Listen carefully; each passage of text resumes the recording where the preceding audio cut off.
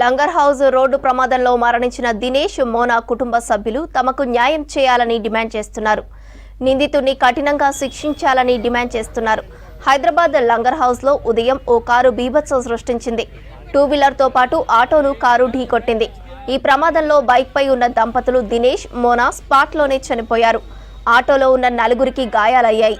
దినేష్ మోనా మృతితో వారి ఇద్దరు చిన్నారులు అనాథలయ్యారు. తల్లి తండ్రి మరణించడంతో ఇద్దరు ఆడపిల్లలు కన్నీరు మున్నీరుగా విలపిస్తున్నారు. మరిన్ని వివరాలు లంగర్ హౌస్ నుంచి నరేష్ అందిస్తారు.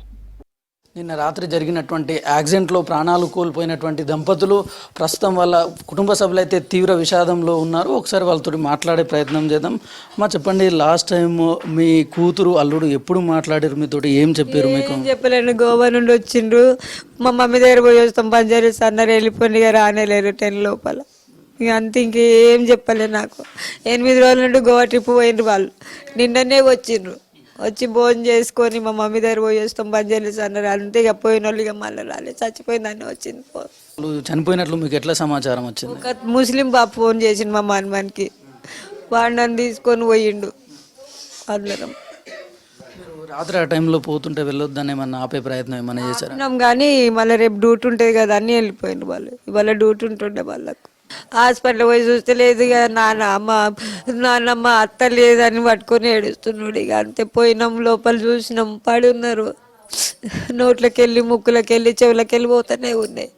ఇక అంబులెన్స్ మాట్లాడి వాళ్ళు ఉస్మానియా తీసుకోమంటే అంబులెన్స్ మాట్లాడి ఉస్మానియా పంపించి అప్పటికి సిఐ మీడియా వాళ్ళు వచ్చారు అక్కడికి కూడా. పోలీసులకు ఫోన్ చేసిన తర్వాత వెంటనే ఇమీడియట్గా రియాక్ట్ అయ్యారు? వాళ్ళు రియాక్ట్ కావాలి. ఇక్కడ మిలిటరీ ఏరియా దగ్గర అయింది కదా, ఆయన 35 minutes ఇట్లా ప్రాణంతో కొట్లాడుకున్నాడు. అంబులెన్స్ రాలే, పోలీసు రాలే.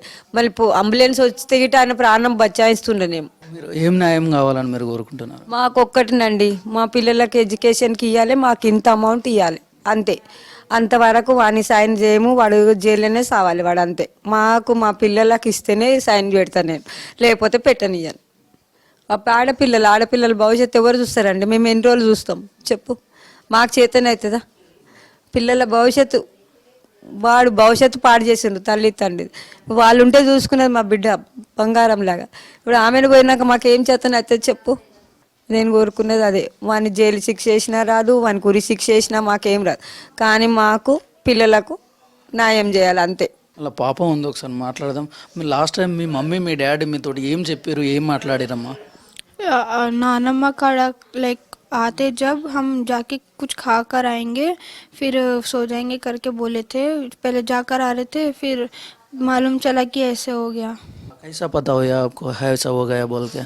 वो उधर एक्सीडेंट हुआ तो कोई एम्बुलेंस वाले नहीं है ना कोई पुलिस वाले, तो एक मुस्लिम भैया और हमारे गली के जितने भी भैया लोग थे उधर ही इकट्ठा हो गए.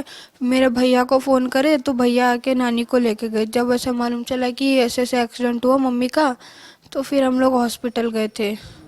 देखा मम्मी को, बाप को? हाँ देखा.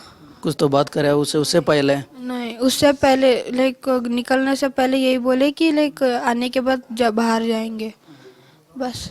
बर्थडे है डैड का बोल के बोल रहा, आप बर्थडे में के दिन बात करा, आप क्या बोला डैड वो जिस दिन?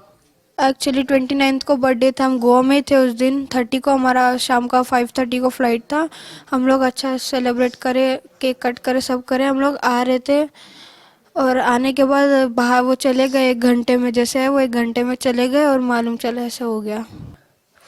हम लोग डिनर कर मम्मी जा रहे थे तो मम्मी ने बोला कि हम लोग बाहर जाकर कहीं तो भी कुछ तो भी खा कर ना तो देख कर आएंगे बोल कर बोले. फिर उन लोग चले गए उतना ही. ఒక అనామకుడు చేసిన దానికి వాళ్ళ ఈ కుటుంబం ఇట్లా బలి కావాల్సిన పరిస్థితి వచ్చింది. కార చీకటి అయిపోయింది వీళ్ళ లైఫ్. పిల్లలది పిల్లల కోసమేనండి. ఆ అమ్మాయి అయితే పిల్లల కోసం చాలా పాకులాడింది. పిల్లలు ఆమె చూసుకుంటుందని మేము చాలా ధైర్యంగా ఉన్నాను నేను కూడా. ఇప్పుడు మా ఏజ్ అయిపోయింది, పిల్లల్ని ఎవరు చూస్తారండి? కానీ నేను కోరుకునేది ఒకటేనండి, ట్రంక్ అండ్ వైట్ టైంలో బాగా వాళ్ళు పోలీసు వాళ్ళు అసలు స్ట్రిక్ట్ లేరండి. ఎప్పుడు చూసినా హెల్మెట్ లేదు, రాంగ్ సైడ్ వచ్చారు, సిగ్నల్ జంప్ అయ్యారని ఇలాగనే పట్టుకుంటారు. కానీ ఇలాంటి వాళ్ళని అస్సలు పట్టుకోరండి. వాడు బాబు గాడి కాడ గుద్దుకుంటూ వచ్చినాడు. ఆ భయానికి మళ్ళీ ఇక్కడ వీళ్ళని గుద్దాడు ఫ్లైఓవర్ మీద నుంచి వచ్చి. బాపు ఘాట్కి ఫ్లైఓవర్ మన దర్గాకి ఎంత దూరం ఉందండి, అక్కడ గుద్దుకుంటూ ఇక్కడికి వచ్చాడు వాడు. అక్కడే వాడిని కంట్రోల్ చేసి ఉంటే ఈ ఘోరం జరిగేది కాదు కదండి. కుటుంబ సభ్యులు వీళ్ళంతా కూడా కన్నీరు మున్నీరుగా రోధిస్తున్నటువంటి పరిస్థితి ఉంది. ఈ ఇద్దరు పాపలు ఉన్నారు, వాళ్ళకి ఖచ్చితంగా న్యాయం జరగాలి. ఇప్పుడు వాళ్ళని చూసుకునేటటువంటి వాళ్ళు ఎవరు లేరు. ఎవరో ఒక వ్యక్తి డ్రంక్ అండ్ డ్రైవ్ చేసి వచ్చి వాళ్ళు చేసిన నిర్లక్ష్యానికి ఇవాళ ఈ ఇద్దరు పిల్లలు కూడా ఒక నిర్భాగ్యులు అయ్యారనే పరిస్థితి సిచ్యువేషన్ ఉంది ప్రస్తుతం. వీళ్ళందరూ కూడా వాళ్ళకి న్యాయం జరగాలి, ఖచ్చితంగా న్యాయం చేసి తీరేంత వరకు కూడా మేము ఊరుకోమని చెప్పేసి కూడా వాళ్ళు కుటుంబ సభ్యులు చెప్తున్నటువంటి పరిస్థితి ఉంది. కెమెరామ్యాన్ సంజయ్తో నరేష్, V6 న్యూస్, హైదరాబాద్.